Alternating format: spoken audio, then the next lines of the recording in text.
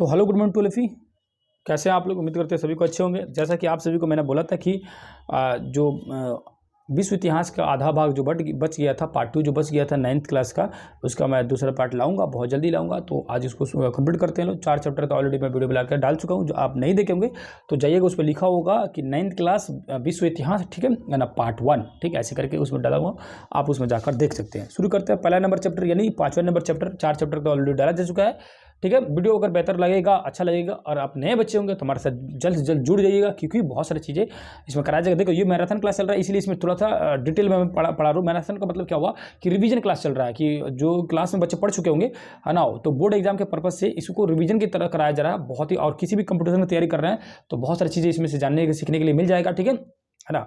फिर से लगभग जब एग्जाम खत्म हो जाएगा बच्चों का, तो नया सेशन जो शुरू होगा उसमें मैं बहुत डिटेल से समझाऊंगा। एक एक चैप्टर को 10-10 मिनट का वीडियो बनाया जाएगा, उसमें बहुत कम समय में और डिटेल में समझाया जाएगा। ऐसा नहीं है कि उसमें लंबा वीडियो नहीं बनेगा ये, क्योंकि ये रिवीजन क्लास चल रहा है, इसलिए थोड़ा सा इसको डिटेल में समझा पाना थोड़ा मुश्किल हो रहा है। उसमें पूरी कहानी की तरफ बैठ के समझा जाएगा, और हो सकता है कि मैं क्लास में लाइव ही चलाऊँ, है ना, पूरे क्लास के साथ। और आपको जो क्लास जो फील होता है कि क्लास में कैसे पढ़ना चाहिए, आप मोबाइल में भी क्लास को पढ़ सकते हैं बेहतर तरीका से।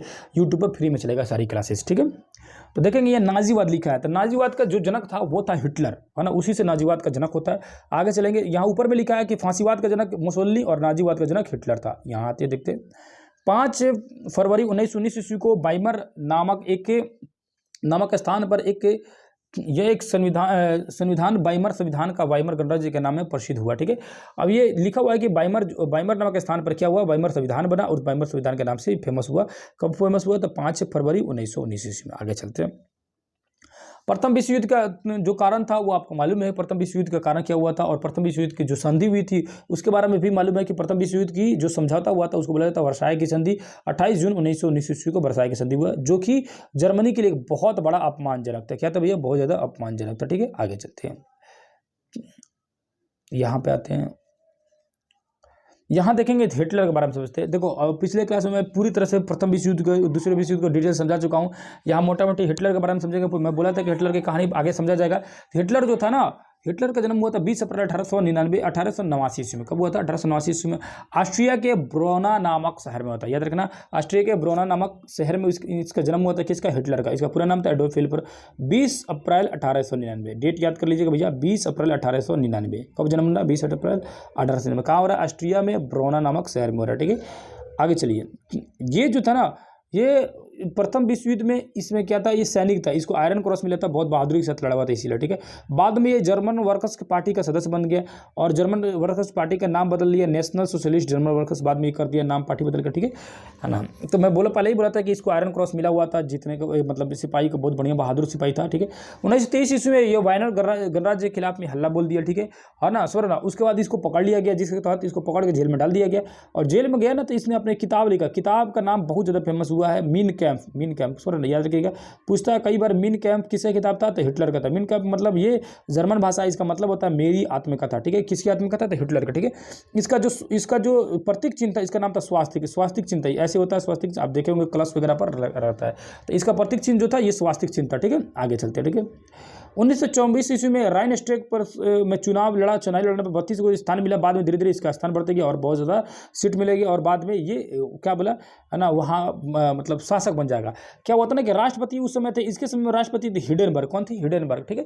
हिडेनबर्ग इसको चांसलर बना दिया। क्या बना दिया, चांसलर। और जैसे हिडेनबर्ग मरे ना, तो हिडेनबर्ग मरने के बाद इसने क्या किया, चांसलर के पद को ही राष्ट्रपति पद बना दिया। मतलब बोला चांसलर बने राष्ट्रपति मतलब चांसलर। मैं पिछले वीडियो में भी बोला था कि आगे चल के बोलेगा हिटलर बने जर्मनी मतलब हिटलर, मतलब जर्मनी को जो गरिया आएगा हिटलर गरिया रहा है, जो हिटलर गरिया रहा है जर्मनी गरिया रहा है, ठीक है। मतलब जो जर्मनी को बुरा भला बोल रहा है मतलब हिटलर को बोल रहा है, जो हिटलर को बुरा भला बोल रहा है वो जर्मनी को बोल रहा है। मतलब इतना ला दिया कि हम ही देश है, हम ही राज है। जो लुई 14 लाया था इसी तरह हिटलर ला दिया था, ठीक है। आगे चलो, इसका भी उसी तरह अंत होगा, क्या कीजिएगा, जो भी इसी करेगा। देखो यहाँ नाजी पार्टी का जो चिन्ह था यहाँ पर देख सकते हैं, लिखा हुआ स्वास्तिक चिन्ह, देख सकते यही है स्वास्तिक चिन्ह, ठीक है।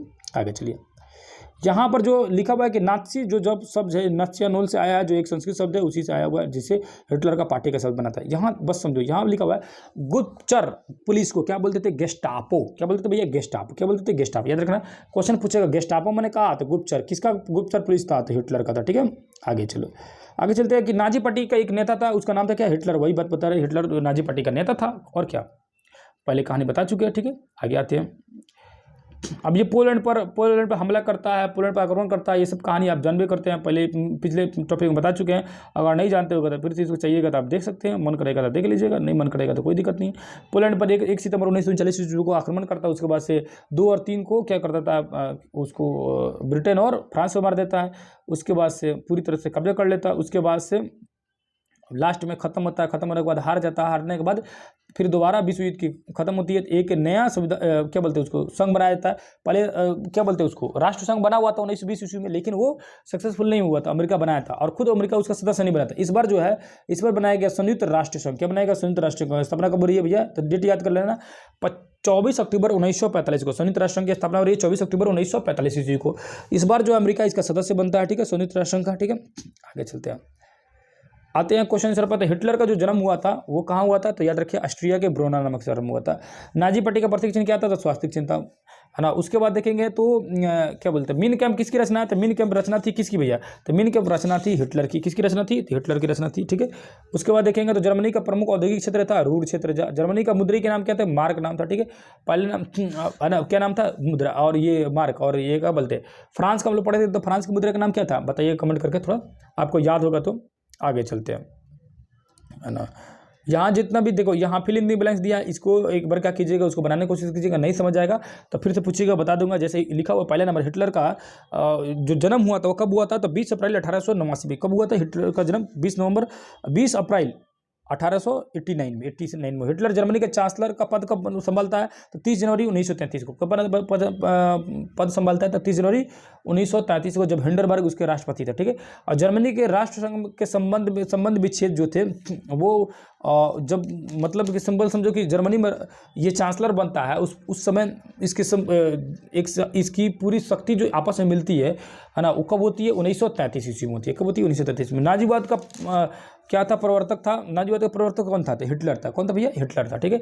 जर्मन के निम्न सदन को क्या कहा जाता था, जर्मन के जो सदन था उसका नाम था राइख स्टैग। क्या नाम था भैया, राइख स्टैग, ठीक है। अब यहाँ दिया है गेस्टापो, कौन था भैया, गुप्तचर पुलिस था। वाइमर क्या था, तो वाइमर क्या था, जर्मनी का शहर था भैया। वाइमर क्या था, जर्मनी का शहर, हिला लीजिएगा। गेस्टापो कौन था, गुप्तचर पुलिस, ठीक है। सीने गांव क्या था, तो सीने गांव ये था आपका यहूदियों का प्रार्थनागार। क्या था भैया, यहूदियों का प्रार्थनागार। क्या था, सीने का यहूदियों का प्रार्थनागार। अरे ब्राउन शर्ट किसका था, ब्राउन शर्ट जो था निजी सेना थी। कौन थी, निजी सेना। हिंडनबर्ग जर्मनी का क्या बोलते हैं, जर्मनी का राष्ट्रपति, आप सभी को पता है, ठीक है, पहले से आप सभी जानते हैं। तो ब्राउन शर्ट निजी सेना थी और हिंडनबर्ग का था वहाँ का राष्ट्रपति था। अब आते हैं चौथे नंबर चैप्टर पर। चौथे नंबर चैप्टर देखते हैं यहाँ पर डिटेल में। खुल जा सिमसिम, जल्दी खुल जाओ। खुल गया, देखो सॉरी चौथा बोल रहा हूँ मैं, छठा नंबर चैप्टर, 5 नंबर तो वही है, खुल गया। वन समाज और उपनिवेशवाद। वन समाज और उपनिवेशवाद मतलब क्या होता है, देखो वन समाज मतलब होता है जंगल का समाज, उपनिवेशवाद मतलब होता है कि गुलाम उसको बनाया हुआ है। इसके बारे में समझते हैं, जिसका इसमें पूरी कहानी समझेगी, आदिवासी की कहानी समझेंगे। उदाहरण के लिए यहाँ पर देखेंगे तो चेरो, कोल, उराव, संथाल, ज्वार, खरिया, भील, मुंडा, सब जन। भारत में सबसे बड़ी जनजाति है तो कोई कौन सी है भैया, भील जनजाति, याद रखिएगा भील, समझना। जो सबसे ज़्यादा पाए जाते हैं मध्य प्रदेश, आंध्र प्रदेश, गुजरात वगैरह में एरिया में पाया जाता है, ठीक है, राजस्थान वगैरह एरिया में पाया जाता है यहाँ जी। दूसरी जो जनजाति होती है वो है गोंड जनजाति। कौन सी भैया, गोंड, गोंडवाना लय से आई है जो जनजाति, उसका नाम पड़ेगा गोंड, ठीक है ना, क्योंकि गोंडवाना से ही गोंड बना था, ठीक है, याद रखिएगा, गोंडवाना से गोंडवाना लिख दिया मैं पूरा, गोंड जनजाति, ठीक है। दूसरी गोंड, पहली जो है भील, ठीक है, याद रखना, ठीक है। आगे चलो, उसके बाद लिखा है कहाँ, गोंड जो जनजाति है वो कहाँ है, मध्य प्रदेश, आंध्र प्रदेश, महाराष्ट्र, गुजरात में। और भील कहाँ था, तो मध्य प्रदेश, आंध्र प्रदेश, गुजरात, कर्नाटक, त्रिपुरा, राजस्थान और त्रिपुरा, याद रखना। पूर्वोत्तर भारत के साइड में भी भील है, त्रिपुरा साइड में, ठीक है। तीसरे नंबर पर आया था संथाल। कौन आता है, संथाल। संथाल जो है वो कितने नंबर पर, तीसरे नंबर पर। उसके बाद उराव, मुंडा, खो, बहुत सारी जनजाति है। आगे चलते हैं, इस जनजाति क्या करते हैं और इन जनजातियों के बीच में लड़ाई कौन सी होती है। यहाँ देखेंगे तो राजस्व वसूली के लिए सी भू में मानकी एवं मुंडा प्रणाली। तो राजस्व वसूलने के लिए कौन सी प्रणाली था, तो मानकी एवं मुंडा प्रणाली। कौन सी प्रणाली, मानकी एवं मुंडा प्रणाली। कौन, राजस्व वसूलने के लिए, ठीक है, राजस्व वसूलने के लिए मतलब कि टैक्स वसूलने के लिए, ठीक है। आगे आते हैं, आगे चलते हैं। उसके बाद लिखा है कि संथाल परगना में माझी एवं परगनायत प्रणाली थी। संथाल में क्या था भैया, संथाल परगना में माझी परगना, ठीक है। और सी भू में कौन सा था, तो सी भू में था मनकी और मुंडा। मतलब राजस्व वसूलने के लिए सी भू एरिया में था मानकी और मुंडा, ठीक है। तो याद रखना सी भूम में देखना, सी भूम में देखना तो म आ रहा है लास्ट में, अब म से याद रखना मनकी और मुंडा यहीं पे लागू था। और संथाल में जो है ना कौन सा था, माझी और है ना, परगनैत, परगनैत, माझी और परगनैत, याद रखना, ये भी मस है लेकिन इसको याद रखना पड़ेगा, है ना, माझी और परगनैत, माझी और परगनैत कहाँ था, संथाल में था, ठीक है, भू राजस्व का ये था। अब यहाँ देखोगे तो बिहार में सी भू में मानकी और मुंडा प्रणाली, वही संथाल में परगना में माझी और परगनैत प्रणाली आज भी प्रचलित है। तो ये आज भी प्रचलित है, तो भैया ये हो जाता है VVI एग्जाम के लिए, आपके एग्जाम में आ सकता है, ठीक है। तो बिहार के सी भू में अभी भी है कौन सी, मनकी और मुंडा प्रणाली, और संथाल में कौन सा है, संथाल परगना में माझी और परगनैत, ठीक है, संथाल याद रखिए, माझी और परगनैत, ठीक है, मतलब माझी जी सही थे, संथाल से इधर का माझी जी सही था, ठीक है, परगनैत। यहाँ देखेंगे तो सरहुल मुख्य त्यौहार होता है आदिवासियों का, आदिवासियों को पूछेगा मुख्य त्यौहार क्या होता है, तो सरहुल होता है, इनको नाचना गाना शिकार करना यही सब इनका मेन रुचि होता है, इनका मुख्य त्यौहार होता है सरहुल, ठीक है। आगे चलो, यहाँ पर देखेंगे तो चैत शुक्ल तृतीय तिथि को इनका सबसे महत्वपूर्ण पर्व होता है कौन सा, वही सरहुल। सरहुल जो पर्व होता है वो कब होता है, तो चैत शुक्ल तृतीय तिथि, चैत महीना के शुल्क में तृतीय तिथि। देखो शुक्ल और कृष्ण दोनों में अंतर है ना, कृष्ण मतलब होता है अंधेरी रात, तो शुल्क मतलब दोजरिया रात। चैत शुक्ल के तृतीय तिथि में सरहुल का पर्व मनाया जाता है, ठीक है। आ जाओ, यहाँ देखेंगे आर्थिक जीवन मतलब क्या होता है, तो आर्थिक जीवन मतलब क्या होता है, अपना खेती बाड़ी करना। तो देखो यहाँ नाम लिखा है, जगह बदल बदल खेती करते हैं, उसका नाम था घुमंतू खेती, उसी का नाम था झूम, उसी का नाम था पोडू, ठीक है। तो याद रखना है ना, पोडू जो पूछेगा तो ये चलेगा आंध्र प्रदेश में, झूम हो जाएगा पूर्वोत्तर भारत में, घुमंतू वही हो जाता है पूर्वोत्तर भारत में, ठीक है। आगे चलो, आगे आते हैं, यहाँ पर देखेंगे तो वन सेवा अधिनियम 1864 में, और भारतीय वन अधिनियम, देखो वन सेवा की स्थापना, है ना, तो पूछेगा वन विभाग की स्थापना कब हुई थी या वन सेवा की, तो 64 में, और वन अधिनियम कब बना, तो 1865 में, याद रखना, वन अधिनियम 1865 में। यहाँ देखो लिखा हुआ है कि वन सेवा की स्थापना यानी वन सेवा या वन विभाग की स्थापना 64 में, और वन अधिनियम 1865 ईस्वी में। यहाँ ये आगे चलते हैं, यहाँ पर तिलका माझी का दे रहा है कहानी। तिलका माझी का जन्म हुआ था, माझी जन्म हुआ था 1750 ईस्वी में भागलपुर के प्रमंडल के सुल्तानपुर एरिया में हुआ था। कहाँ तो भैया, तो भागलपुर प्रमंडल में सुल्तानपुर में हुआ था, जिसका जगह गांव का नाम है तिलकपुर। तिलका माझी का जन्म याद रखिए कब हो रहा है, तो तिलका माझी का जो जन्म हो रहा है आपका 1750 में। कब हो रहा है तिलका माझी का जन्म, 1750 में, ठीक है, याद रखिएगा 1750 में। आगे चलो, भागलपुर के प्रथम तत्कालीन कलेक्टर कौन थे उस समय तिलका माझी के समय में, तो क्लेमेंट लेंटर, ठीक है, याद है। 1785 में भागलपुर के बीच चौराहे पर इनको 85 में, देखो 85 में इनको जन्म हुआ था, 50 में और 85 में, इसका मतलब होगा कि 50, 30, 80 और 35 साल के एज में इनको क्या किया गया, बरगद के पेड़ पर इनको लटका के फांसी दे दिएगा, ठीक है, बस लटका के किया गया, इनको फांसी दे दिएगा, ठीक है, याद रखना, ठीक है, इसी पर से लटका के इनको फांसी दे दिएगा, ठीक है। आगे चलते, तमाड़ विद्रोह, तमार विद्रोह पूछेगा कहाँ, तो भैया छोटा नागपुर के एरिया में, तमार विद्रोह छोटा नागपुर के एरिया, याद रखना, तमार विद्रोह जो था छोटा नागपुर के एरिया में था, ठीक है। हाँ जी, ये किसके खिलाफ था, तो जमींदारों के खिलाफ था, जमींदारों के शोषण के विरुद्ध में। तमार विद्रोह छोटा नागपुर और जनजाति के खिलाफ में, तो तमार छोटा नागपुर, ठीक है, तमारा और छोटा नागपुर लास्ट में रहा और दूसरे में रहा, ठीक है, जमींदारों के खिलाफ में हो रहा था, ठीक है। यहाँ देखिए चेरो कहाँ होता था, पलामू, ठीक है, पलामू, ठीक है।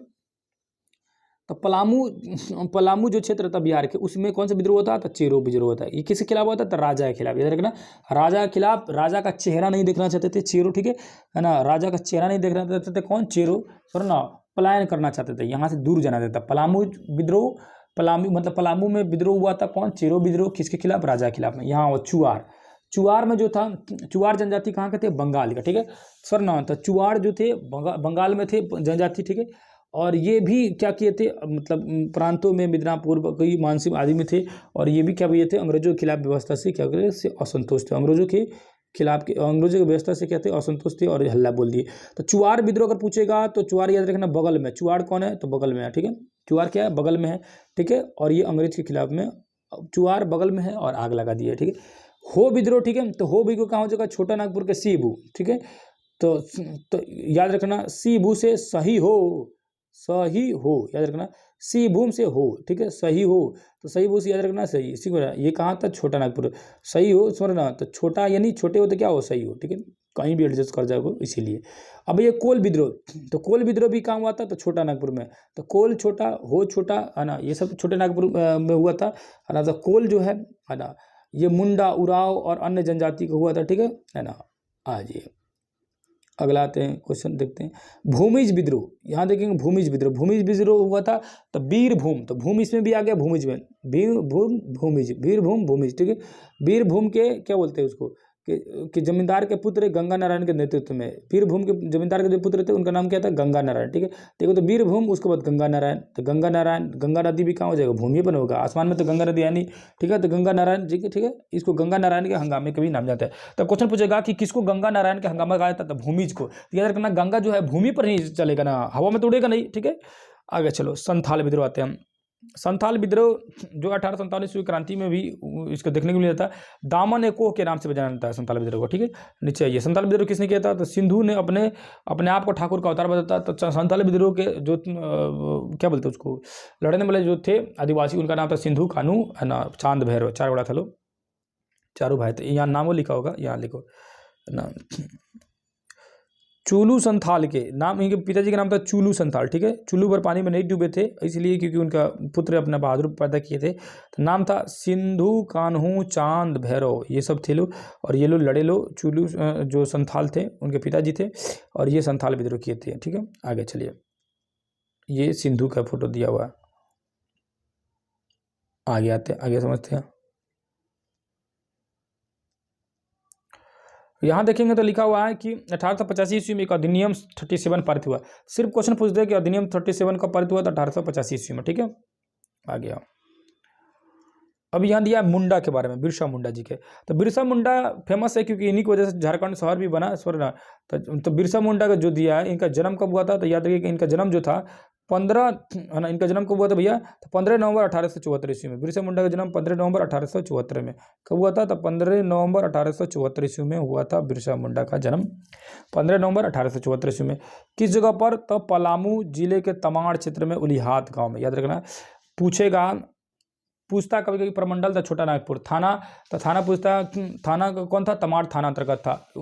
जो क्या बोलते हैं उसको, गांव जो क्षेत्र था उसका नाम तो उलिहातू, और जो एरिया जो था उसका नाम था चलकद। भले इसमें नहीं दिया है लेकिन इसको डिटेल्स में पहले भी समझा चुका हूँ। 15 नवंबर 1874 ईस्वी में इनका जन्म हो रहा है। आगे ये का, तो कमिश्नर पर हमला कर देते हैं 1899 ईस्वी में, भले यहाँ नहीं दिया है, हाँ यहाँ दिया 1895 ईश्वर को अपना दूत घोषित कर देते हैं, क्योंकि इनके ईश्वर जो थे सी बोगा, उनसे इनकी मुलाकात होती है, ये समानते हैं ये। ठीक है, 1899 ईस्वी पर कमिश्नर पर हमला कर देते हैं, है ना, ईसाई कमिश्नरों पर हमला कर देते हैं, जिसके कारण को गिरफ्तार कर लिया जाता है। गिरफ्तार करने के बाद इनको जेल में भेज दिया था, जहाँ इनकी हैजा से मृत्यु हो जाती है। कब, 3 मार्च 1900 में इनकी मृत्यु हो जा रही है, 3 मार्च 1900 में। ठीक है, 3 मार्च 1900 में इनकी क्या हो जा रही है, इनकी मृत्यु हो जा रही है। ठीक है, इन पर 500 रुपये का इनाम था। इनकी मृत्यु कैसे हो जाती है, हैजा की बीमारी से। याद रखें, पूरी कहानी इनका याद रखिए। आगे चलते हैं। मरिया प्रथा क्या थी, तो मानव बलि प्रथा था भैया, याद रखना, मरिया प्रथा थी, मानव बलि प्रथा, बड़ी खतरनाक प्रथा था। ठीक है, जिसको ब्रिटिश सरकार जो क्या किया, रोक लगा दिया। मरिया प्रथा, तो मरिया से याद रखना मरने वाला प्रथा, मानव बलि मारने वाला प्रथा, मरिया प्रथा। ठीक है, उसके बाद ध्यान देखो, बलात् मजदूर प्रथा, ये क्या था, बेटी प्रथा। तो याद रखना, बेटी से बलात् मजदूर, ये नहीं कि बेटी वाला प्रथा नहीं, बेटी प्रथा मतलब बलात् मजदूर प्रथा। ठीक है, बलात् मजदूर क्या होता है, बलात् मतलब बताते हैं कि मैंने जबरदस्ती काम कराना लोगों से। नया वन नीति आया था 1952 में। ये वन नीति तो बार आते रहता था। यहाँ देखो लिखबो किया है कि 1 नवंबर 2000 को ना जो छत्तीसगढ़ जो है अलग हो गया, उसी के तहत 15 नवंबर 2000 को, यहाँ देखो लिखा हुआ है 15 नवंबर 2000 को कौन अलग हो गया भैया, तो 15 नवंबर 2000 को अलग हो गया, हम लोग से बिहार से अलग हो गया, झारखंड अलग बन गया। ठीक है, तो 1 नवंबर को मध्य प्रदेश से छत्तीसगढ़ अलग हो गया, है ना, आदिवासी के नाम पर, और हम लोग से ये भी अलग हो गया, झारखंड। तो वन देखो यहाँ लिखा है भारतीय वन अधिनियम 1865, और वही पूछता कि वन सेवा या वन विभाग, तो 64 में आया था। ठीक है, तिलका माझी का जन्म हुआ था 1750 में, और राइट 35 साल बाद 1785 में इनको फांसी पर लटका दिया था बरगद के पेड़ पर। ठीक है, आगे चलो। तमाड़ विद्रोह किस ईस्वी हुआ था, तो 1789 में हुआ था, है ना। तमाड़ विद्रोह किस ईस्वी में हुआ था, 1789 में। आपको कमेंट कर बताना है कि तमाड़ विद्रोह मतलब किसने किया था, किसके नेतृत्व में हुआ था तमाड़ विद्रोह, और किसने किया था तमाड़ विद्रोह। ठीक है, अगला क्वेश्चन होता है, चोरो जो है, चोरो जनजाति कहाँ के रहने वाली थी, तो याद रखना का चोरो जनजाति जो थे वो पलामू के, मतलब चोर जो थे वो क्या किए थे, है ना, पलायन कर रहे थे, तो पलामू जनजाति, पलामू के थे। ठीक है, किस जनजाति के शोषण के विशिष्ट स्थान पर साउथ वेस्ट फ्रंटियर एजेंसी बनाया गया था कोल के लिए। ठीक है, भूमिज विद्रोह कब हुआ था, 1832 में। भूमिज कब हुआ था, 1832 में। ठीक है, आगे चले।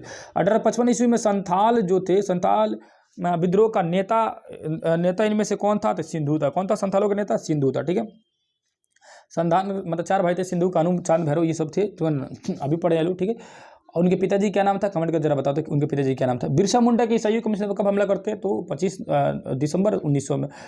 बिरसा मुंडा नहीं 25 दिसंबर 1900 में नहीं करते, ये 25 दिसंबर 1900 1899 में करते हैं, क्योंकि ये तो 3 मार्च को तो 1900 को तो ये मर जाते हैं, क्या बोलते हैं, बिरसा मुंडा के तो इनकी मृत्यु हो जाती है, तो ये ऑप्शन गलत है। 25 दिसंबर 1899 ईस्वी को बिरसा मुंडा जो थे, अब वो आक्रमण करते हैं किस पर, ईसाई कमिश्नर पर। कब हो जाएगा आपका, हो जाना चाहिए 25 दिसंबर 1899 पर, और इनकी मृत्यु हो जा रही है 3 मार्च को, बिल्कुल 3 मार्च को इनकी मृत्यु हो जा रही है, तो ये ऑप्शन गलत हो जाएगा, ऑप्शन मार लीजिएगा, ये गलती ये लगा हुआ है, ठीक है। भारतीय संविधान किस धारा के अंतर्गत जो आदिवासियों को कमजोर वर्ग का दर्जा दिया गया था, 352 में इनको छूट देने की बात किया गया है, तो उसी में इनको दिया गया। झारखंड कब हमसे अलग हो गया, तो झारखंड लोग 15 नवंबर 2000 को अलग होकर बन गया। अब वही पूछेगा, तब पूछता कि छत्तीसगढ़, तो छत्तीसगढ़ भैया 1 नवंबर को अलग हो गया, क्या बोलते हैं उसको, 1 नवंबर किधर गया रे भैया, है ना, झारखंड कब अलग होगा, तो 15 नवंबर को। और पूछता है भैया कि छत्तीसगढ़ हम लोग से कब अलग हो गया, तो इधर रखिएगा 1 नवंबर 2000 को छत्तीसगढ़ अलग हो गया, उसी के जस्ट 14 दिन बाद 15 नवंबर की भी अलग हो गया, ठीक है। अब ये खाली जगह है, खाली जगह चाहिएगा तो आप लोग भर लीजिएगा, नहीं आपको समझ आएगा तो मैं बता देता हूँ। जो पहला नंबर क्वेश्चन लिखा है कि जनजाति की सर्वाधिक आबादी कहाँ है, तो जनजाति जो सबसे ज़्यादा है मध्य प्रदेश में है, भील जनजाति, ठीक है, या सबसे मतलब और सब जनजाति मिला के, सिर्फ भील नहीं, सब जनजाति। 1 नंबर में भील है, 2 नंबर में गोंड है, 3 नंबर में संथाल है, ये तो मालूम है आप लोगों को। 18वीं शताब्दी में वन समाज क्या था, अलग अलग कबीलों में बटा हुआ था। तीसरे नंबर क्वेश्चन लिखा है कि वन समाज में शिक्षा देने के, क्या बोलते हैं उसको, शिक्षा देने के उद्देश्य से क्या लाया गया था, ईसाई कमिश्नरी को घुसपैठ हुआ, जो मतलब धीरे धीरे इन लोगों को नाश करने लगा। 4 नंबर क्वेश्चन लिखा है कि जर्मन वन विशेषज्ञ डायट्रिच बेडिस ने सन 1864 ईस्वी में भारतीय क्या लाया, भारतीय वन सेवा की स्थापना की, क्या लाया, भारतीय वन सेवा की स्थापना किया, ठीक है। 5 नंबर क्वेश्चन लिखा हुआ है कि डैश पहला संथाली था जिसने अंग्रेजों पर हमला किया था, तिलका मांझी था, जो 1750 में जन्म लिया, 85 में इनको लटका दिया गया, जो हल्ला यही किए थे सबसे पहले। हो जाति के लोग छोटा नागपुर के कहाँ थे, तो हो याद रखना, सही हो तो कहाँ था, सिंहभू, छोटा नागपुर के सिंहभू में। भागलपुर के राजमहल के बीच के क्षेत्र में, बीच का क्षेत्र जो था क्या कहलाता था, ये बहुत इंपॉर्टेंट क्वेश्चन है, भागलपुर से राजमहल के क्षेत्र का था, उसे कहलाता था दामन ओको एरिया, क्या बोलते थे, दामन ओको एरिया, ठीक है। सन डैश ईस्वी में संताल का विद्रोह हुआ था, संथालों का विद्रोह कब हुआ था, 1885 में, 1885 में, ठीक है। आगे चलते हैं, क्या है, बिरसा मुंडा का जन्म भैया कब हुआ था, तो याद रखिए बिरसा मुंडा का जो जन्म हुआ था 15 नवंबर 1874 ईस्वी को जन्म हुआ था, इन्हीं की वजह से तो 15 नवंबर को झारखंड मतलब उसी दिन अलग किया गया, ठीक है। छत्तीसगढ़ का गठन कब हुआ था भैया, तो याद रखना 1 नवंबर 2000 में छत्तीसगढ़ का गठन हुआ था, ठीक है। आगे चलते, ये क्वेश्चन आंसर है, क्वेश्चन आंसर को पढ़ाया जाएगा बाद में। अब आगे हम लोग 7वें नंबर चैप्टर में आते हैं। लो सिम सिम खुल जाओ, अब आगे हम लोग 7वें चैप्टर है शांति के प्रयास। अब जो शांति के प्रयास मतलब क्या होता है, जो युद्ध हुआ था, हाबी जबी हुआ था, उसमें अब शांति बनाने के लिए बात कही जा रही है। तो कुछ कस नहीं है, प्रथम विश्व युद्ध की ही कहानी फिर से दोबारा इसमें रिपीट होगा, ज़्यादा नहीं है इसमें, इसीलिए थोड़ा सा इसको जल्दी बताने की कोशिश करूंगा। देखो उस समय प्रथम विश्व युद्ध में कौन था, अमेरिका का राष्ट्रपति वुडरो विल्सन था, 14 सूत्री लेकर आया था, आप सभी को पता है। सुना, राष्ट्रसंघ की स्थापना किया था 1920 में, पहले बता दिया 10 जून 1920 में, लेकिन इस राष्ट्रसंघ का कोई फायदा नहीं होगा, बाद में संयुक्त राष्ट्रसंघ बनाएगा 1945 में। आगे चलते दूसरे नंबर चैप्टर में, दूसरे नंबर पेज में, यहाँ देखेंगे तो उस समय राष्ट्रसंघ के करीब 31 मतलब सदस्य जुड़े हुए थे, बाद में कोई फायदा नहीं हुआ। अमेरिका खुद उसका सदस्य नहीं था पहले राष्ट्रसंघ का, बाद में जो संयुक्त राष्ट्र संघ बनेगा ना तो उसका सदस्य बनेगा, ठीक है। यहाँ देखो जो संयुक्त राष्ट्र जो रक्षा परिषद बनाया, रक्षा परिषद के जो है, इसको मैं एक बार बताया था कि रक्षा परिषद के 5 सदस्य, इसको मैं ट्रिक बताया था कि रेस फ्री, क्या रेस और उसके बाद से फ्री, रेस फ्री में एक बार शॉर्ट वीडियो डलवाया था, वो मेढक वाले सर का, उसमें बताया था कि जो मेढक की तरफ छौकते रहते हैं, कूदते रहते हैं, तो क्या कहा ब्रिटानिया बिस्कुट फाड़ो तो क्या करो खाओ, तो सिंपल है रेस फ्री, आर से रसिया, ए से अमेरिका, सी से चाइना, ई से इंग्लैंड और फ्री से फ्रांस, बस इतने ही देश जो है कौन थे, अस्थायी सदस्य बन गए, ठीक है। कौन कौन है, तो देखो इंग्लैंड है, इंग्लैंड यहाँ देखोगे तो लिखा हुआ इंग्लैंड, फ्रांस, जापान, इटली। उस समय ये है काउंसिल का, सॉरी यहाँ देखो मैं सुरक्षा परिषद संयुक्त राष्ट्र का बता रहा हूँ ना, तो काउंसिल का बना हुआ था, उसमें इंग्लैंड, फ्रांस, जापान, इटली बने हुए थे, स्थायी संस्थापक थे, बाद में और छोटे 9 और बने हुए थे, ठीक है। तो याद रखना यहाँ पर लिखा है काउंसिल का, तो काउंसिल की क्या भूमिका थी, तो उसमें स्थायी और अस्थायी दो तरह के थे। पहला स्थायी में था इंग्लैंड, फ्रांस, जापान और इटली, इंग्लैंड, फ्रांस और जापान और इटली, ठीक है, ये थे स्थायी, और बाद में अस्थायी 9 और जोड़ दिए गए, ठीक है। यहाँ देखो साइड में लिखा है अमेरिका जो है इस संस्थापक सदस्यों में से था, परंतु इसमें सदस्य स्वीकार नहीं किया, ठीक है। मतलब संस्थापना किया था अमेरिका खुद 1920 ईस्वी में, जो बना हुआ था क्या राष्ट्रसंघ जो बना हुआ था, ठीक है, लेकिन खुद उसका सदस्य कभी नहीं बना, ठीक है। बाद में ये खत्म हो गया तो संयुक्त राष्ट्र संघ आया, बाद में आएगा, उसको आगे बताएं, ठीक है। तो यहाँ देखो इसका मुख्यालय कहाँ था, तो जेनेवा में था। आगे आते हैं अंतर्राष्ट्रीय न्यायालय की स्थापना, बहुत बड़ा क्वेश्चन पूछा है। तो एक तो कहाँ था ये, तो हेग में था। याद रखिए कहाँ गया, हेग। यहाँ पर अंतर्राष्ट्रीय न्यायालय कहाँ था भैया, तो हेग में था। अंतर्राष्ट्रीय जो जगह कहाँ है, नीदरलैंड के हेग में था, ठीक है ना। आगे आओ, यहाँ पर लिखा है रूसी क्रांति कब हुई थी। याद रखना रूसी क्रांति को बोल्शेविक क्रांति भी कहा जाता है 1917 में। कोई भी क्वेश्चन पूछा है रूसी क्रांति या बोल्शेविक क्रांति कब हुई थी, तो 1917 में हुए थे। अंतर्राष्ट्रीय यानी कि अंतर्राष्ट्रीय श्रमिक संधि यानी कि अंतर्राष्ट्रीय श्रम संगठन जो था, है ना, ये उसकी मुख्यालय कहाँ, जेनेवा में, ठीक है। उसका मुख्यालय कहाँ, जेनेवा में। आज जहाँ पर जी यहाँ पे देखें तो इटली का तनासा मुसोलिनी, आप पढ़ ही लिए हैं। हिटलर जो था वो जर्मनी का था, इसलिए मुसोलिनी इटली का था। अमेरिका का तत्कालीन राष्ट्रपति वुडरो विल्सन थे, पढ़ ही लिए हैं। उसका यहाँ लिखा है कि लोनार्को, हाँ, लोकार्नो की जो संधि हुई थी वो कब हुई थी। याद रखिए कि लोकार्नो की संधि जो हुई थी 1925 में। क्वेश्चन पूछा हुआ है लोकार्नो की संधि कब हुई थी, तो रट लेना 1925 में, ठीक है। इस जबरदस्ती उसको जर्मनी को राष्ट्रसंघ में शामिल किया गया था, वही कहानी थी। जर्मनी राष्ट्रसंघ को शामिल कर दिया था लोकार्नो की संधि के बाद, ठीक है। तो पूछेगा लोकार्नो की संधि 1925 में, ठीक है। आगे चलो, लोकार्नो की संधि 1925 में। अंतर्राष्ट्रीय शांति एवं परस्पर सहयोग जो है जो होने की कोशिश किया गया। अब आइए यूनाइटेड नेशन यानी संयुक्त राष्ट्र संघ की स्थापना। संयुक्त राष्ट्र संघ की स्थापना जो है आगे आएगा कि कब इसका स्थापना हुआ, यहाँ पर देखिए मिलेगी, ठीक है। संयुक्त राष्ट्र संघ की स्थापना हो रही है 24 अक्टूबर 1945 में। याद रखना संयुक्त राष्ट्र संघ की स्थापना हो रही है, ठीक है। उस समय अमेरिका का राष्ट्रपति थे, उसका नाम था रूजवेल्ट। तो बेल्ट पहन के आए और राष्ट्र संघ की स्थापना कर दी, ठीक है। कौन थे, रूजवेल्ट, ठीक है। 111 को धारा, ये क्वेश्चन पूछा हुआ है संयुक्त राष्ट्र संघ में जो है इसकी कानून में जो है कितनी धारा है, तो 111 की धारा है। कितनी धारा, 111 की धारा है, ठीक है। 24 अक्टूबर 1945 तक कितना था, 24 अक्टूबर 1945 में इसकी स्थापना हो रही है। 111 को इसकी धारा है। आगे आते हैं, आगे समझते हैं वर्तमान समय इसके सदस्य कितने हैं, तो भैया 193। ये पहले किताब है इसीलिए 193 याद रखना कितना है, 193 इसके वर्तमान में इसके सदस्य, ठीक है। 192 जो है कौन था, तो इसके 192 आगे आते हैं, ठीक है। आगे समझते हैं, है ना। सुरक्षा परिषद देखेंगे अब इसके सुरक्षा प्रदेश में कितने सदस्य थे, तो इसके जो सुरक्षा प्रदेश में ये 5 गो स्थायी और 10 गो अस्थायी, उसी को मैं बता रहा था रेस फ्री, ठीक है।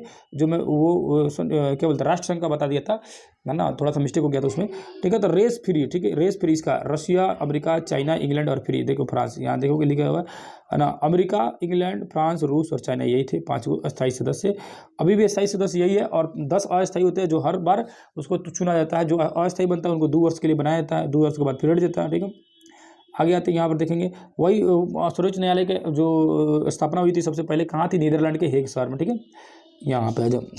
अब इसमें संयुक्त राष्ट्र संघ की भाषा कितनी है, तो याद रखना संयुक्त राष्ट्र संघ के स्थायी सदस्य हैं कई को, 5 गो, और अस्थायी 10 गो, लेकिन इनकी भाषा है 6। याद रखना कौन कौन सी, तो पहले भैया अंग्रेजी, फ्रेंच, चाइनीज, रूसी, अरबी, स्पेनिश। रूसी, अरबी, स्पेनिश, देखो रूसी, स्पेनिश और अरबी, ये अरबी और स्पेनिश जो है ये जुड़ा हुआ है, ठीक है। स्पेनिश और अरबी बाद में जुड़ा, है ना। तो ये अमेरिकी थी, फ्रेंच था, चाइनीज था, रूसी था, क्योंकि चाइना सदस्य चाइनीज होगा ही, ठीक है। आगे चलो,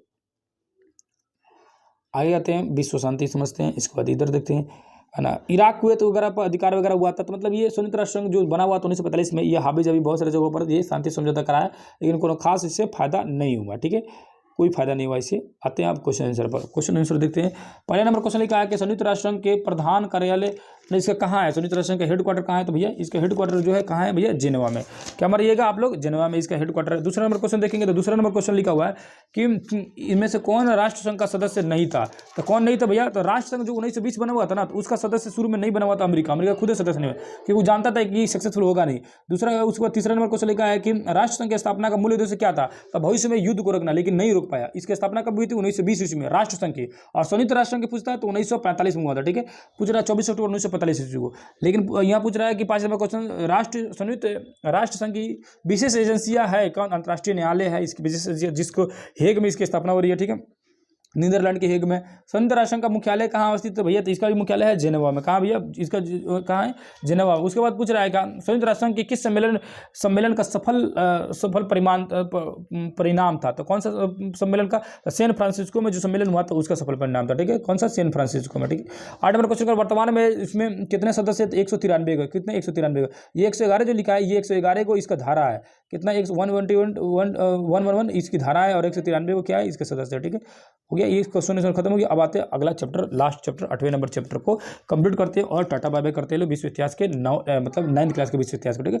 यहाँ देखें क्या खेती के बारे में समझाया गया है, तो एग्रीकल्चर का मतलब क्या होता है, तो याद रखना एग्री मतलब होता है कि एग्रोस मतलब क्या होता है जमीन, और कल्चर मतलब होता है जुताई, जमीन की जुताई एग्रीकल्चर कहलाता है। यहाँ पे देखेंगे तो लिखा हुआ हड़प्पा काल से ही हमारे यहाँ खेती हो रही है, तो हड़प्पा काल में राजस्थान में हल मिले हुए खेती के हल, मतलब जो लकड़ी का जो हल मिला हुआ कहाँ से मिला है, तो राजस्थान से। याद रखना राजस्थान से लकड़ी का हल मिला हुआ जो किस समय का है, तो हड़प्पा हड़प्पाकालीन समय, ठीक है। सिंधु घाटी सभ्यता से ही गेहूं जौ वगैरह की खेती की जाती है। सबसे पहले गेहूं और जौ की खेती हो जाती है। 2 किस्म की जौ और गेहूं और जौ उपजाया जाता था, ठीक है। अब आगे चलिए, उत्तम किस्म के गेहूं जौ उपजाए जाते थे, सरसों का भी उपजाया जाता था, है ना। उसके बाद देखेंगे तो लोथल में 1800 वर्ष पूर्व मतलब ये क्या मिला है, चावल के साक्ष्य वगैरह मिला है, लोथल में भी चावल होता था। आगे चलिए, यहाँ पर लिखा है कपास जो है उस सिंधु से ही हम लोग का मतलब सिंधु घाटी सभ्यता में ही कपास का ज़्यादा होता था खेती।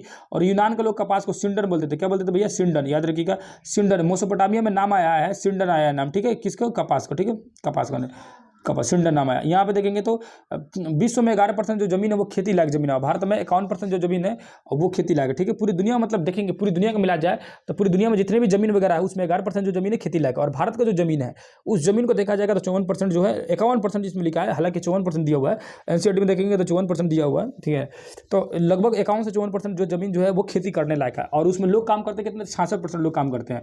बिहार जो है कृषि युक्त जमीन है, 80% जो जमीन आबादी जो है खेती करती है। और 70% जो जमीन है वो खेती लायक है, मतलब जमीन है 70% खेती लायक, और लोग काम करते हैं 80%, ठीक है, याद रखना। बिहार में ज़्यादा लोग खेती पे काम करते हैं क्योंकि यहाँ फैक्ट्री नहीं है। यहाँ देखेंगे तो लिखा हुआ हमारे यहाँ खेती जो होती है वो मानसून पर आधारित रहती है। मानसून मतलब होता है बारिश पर, बारिश होगा तो बढ़िया, नहीं बारिश होगा तो फसल बर्बाद, ठीक है। यहाँ पर देखेंगे तो लिखा हुआ फसल का नाम भदई फसल। भदई फसल जो होता है भादो महीना, भादो मतलब बरसात के महीना में, तो बरसात के मौसम में जो फसल बोया जाता है वो होता है चावल की फसल जो बोया जाता है, ठीक है। तो यहाँ पर देख सकते हैं अगस्त सितंबर में काट ली जाती है ना, मई जून में बोई जाती है और अगस्त सितंबर काट ली जाती है। ये तो गर्मी की फसल हो गया, गर्म फसल हो गया जो मई जून में बोया जाता है, यानी गर्मी, टोटली गर्मी में। वो का जवार, बाजरा, मकई और ये सब उड़द वगैरह ये सब होता है भदई फसल, ठीक है। यहाँ देख अगहन, ये होता है अगहन वाली, ये है चावल वाला, अगहन होता है ये चावल वाला, ठीक है, जो जून जुलाई में बोया जाता है ना, मतलब जुलाई अगस्त में बोया जाता है और नवंबर से दिसंबर में काट लिया जाता है। नवंबर दिसंबर में काट लिया, इसको बोलते हैं कौन सी? अगहनी फसल, या इसी को बोला जाता है खरीफ फसल। क्या बोलते हैं? खरीफ फसल। क्या बोलते हैं भैया? इसी को खरीफ फसल बोला जाता है। इसमें कौन सा है? तो धान है ना, कुल्थी है, तिल है, आलू है, तिलहन है, सब्जी है, मकई है, बहुत सारा, ठीक है। आगे रबी फसल में, रबी फसल जो होता है ये बसंत ऋतु में बोया जाता है। बसंत ऋतु मतलब होता है क्या, है ना, मार्च अप्रैल, क्या बोलते हैं इसको, नवंबर दिसंबर में बोया जाएगा और मार्च अप्रैल में इसको काट लिया जाएगा। देखो यहाँ लिखा हुआ है अक्टूबर नवंबर बोया जाएगा और मार्च अप्रैल में काट लिया जाएगा। कौन कौन होता है? तो गेहूं होता है, जौ, चना, मटर, मसूर, हाबी जाबी जितना भी होता है, ठीक है। आगे चलो, गर्मा फसल मतलब होता है गर्मी के दिनों में बोया वाला फसल, जैसे कि मार्च अप्रैल में बोया जाएगा, जून जुलाई में काट लिया जाएगा, ठीक है ना। उसको बोलेंगे गर्मा फसल। जैसे बोला कौन सा? तरबूज वगैरह, ककड़ी वगैरह होगा, लालमी वगैरह होगा, आम होगा, ये सब होगा, ठीक है ना। खाद्य फसलें जो होता है, खाद्य फसलें मतलब खाने वाला फसलें को बोलते हैं खाद्य फसलें। व्यावसायिक फसलें मतलब होता है क्या, जो बेचने वाला होता है। जैसे कि मान के चलो यहाँ पर दिया हुआ गन्ना, पटसन, इसको कितना खाएगा आदमी? बेचवे नहीं करेगा, पटसन तो खा नहीं सकता है, गन्ना कितना खाइएगा? बेचने के उद्देश्य से होगा। कपास को भी बेचवे कीजिएगा, सूती कपड़ा बनेगा। तंबाकू, आलू भी ज़्यादा कितना खाएगा? मान के आलू की खेती की हो तो सब थोड़े खा जाओगे, उसको बेचबो करोगे। तो ये सब जो बेचने वाला फसल होता है ना उसको बोलते हैं हम लोग व्यावसायिक फसल या नकदी फसलें बोलते हैं, ठीक है। मतलब उसको बेचना ही है ना, पूरी तरह से बेचना ही है, ठीक है। आगे पेय फसल मतलब होता है क्या, जिससे पेय मतलब जूस वगैरह बनेगा, पीने वाला मिलेगा, पेय फसल उसको बोलेंगे, ठीक है। रेशेदार फसल किसे बोलेंगे? जिससे धागा बनेगा, जैसे कपास है, जूट है, रेशम है, ठीक है ना। यहाँ पर लिखा है पेय फसल की चाय, पेय फसल क्या होती है? इसके अंतर्गत चाय होती है, चाय और कॉफी होता है पेय फसल, जिसकी खेती जो किशनगंज में होता है। याद रखना, बिहार का अगर तैयार करें तो याद करें किशनगंज में होता है, ठीक है। आगे चलो, यहाँ पर देखो लिखा हुआ है कि रेशेदार फसल। रेशेदार फसल क्या होता है? कपास, जूट, रेशम। फल क्या होता है? फ्रूट मतलब जानबे करते हैं, आम, लीची, केला, हाबी जाबी।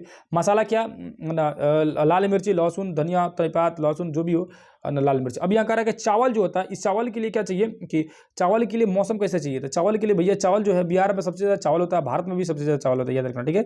भारत में भी सबसे ज़्यादा, बिहार में ज़्यादा। और ये तापमान 20 से तापमान जो होता है वो ठीक ठाक चल जाएगा, ठीक है। तापमान 20 डिग्री सेल्सियस रहेगा तो वो चलेगा, ठीक है। लेकिन बारिश होना चाहिए, खूब मजगर बारिश होनी चाहिए, तभी जाकर खेती होगी। मिट्टी कैसे चाहिए? तो दोमट मिट्टी चाहिए। आगे चलिए, गेहूं के लिए देखेंगे तो शीतोष्ण कटिबंध चाहिए, मतलब शीत और उष्ण मतलब ठंडा और गर्मी, हल्का ठंडा और गर्मी रहना चाहिए, ठीक है। ऐसे भी देखोगे तो अक्टूबर नवंबर बोया जा रहा है और मार्च अप्रैल में काट लिया जा रहा है। इसका मतलब है कि गर्मी इसको नहीं बिताता है, ठंडा में होता है गेहूं, ठीक है। तो इसको तापमान कितना चाहिए? तापमान इसको तो कम चाहिए, 10 डिग्री से 15 डिग्री रहना चाहिए, ज़्यादा तापमान बढ़ेगा नहीं क्योंकि जड़ जाएगा, ज़्यादा तापमान बढ़ेगा तो ठीक। बारिश भी उसको कोनो खास चाहिए नहीं, बारिश भी 50-75 सेंटीमीटर चाहिए, हल्की दोमट मिट्टी में चल जाएगा। गेहूं जो होता है जम को होता है रोहतास जिला में होता है, पूर्वी चंपारण वगैरह सिवान में होता है ज़्यादातर, ठीक है। आगे ये मकई वगैरह देखेंगे तो मकई भी जो होता है इसको भी पानी वगैरह उतना खास चाहिए नहीं, तापमान भी उतना खास चाहिए नहीं, गर्म और आर्द्र दोनों में हो जाता है, नाइट्रोजन युक्त दोमट मिट्टी में होता है, ठीक है। आगे आते हैं ना, झूम की खेती। देखो पूर्वोत्तर भारत में जो खेती होती है ना उसको बोलते हैं झूम की खेती। क्या बोलते हैं भैया? झूम खेती बोलते हैं, ठीक है।